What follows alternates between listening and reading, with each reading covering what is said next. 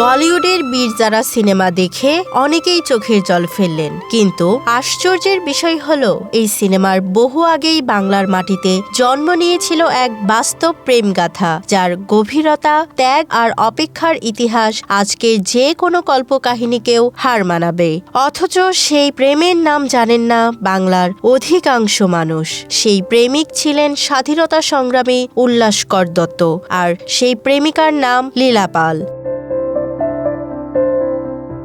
উল্লাসকর দত্তের জন্ম 1885 সালের 16 এপ্রিল অবিভক্ত বাংলার কুমিল্লা জেলার ব্রাহ্মণবাড়িয়া মহকুমার কালীকচ্ছ গ্রামে। তার বাবা দ্বিজদাস দত্ত ছিলেন উচ্চশিক্ষিত একজন কৃষিবিদ, যিনি লন্ডনে পড়াশোনা শেষে শিবপুর কলেজে অধ্যাপনা করতেন। এমন পরিবারে বড় হওয়া উল্লাসকর ছিলেন চঞ্চল, সাহসী এবং শারীরিকভাবে সবল। পড়াশোনার পাশাপাশি খেলাধুলা ও শরীর চর্চার প্রতি তার প্রবল আগ্রহ ছিল। কৈশোর থেকেই তার মধ্যে অন্যায়ের বিরুদ্ধে দাঁড়ানোর এক অদম্য মানসিকতা তৈরি হয়।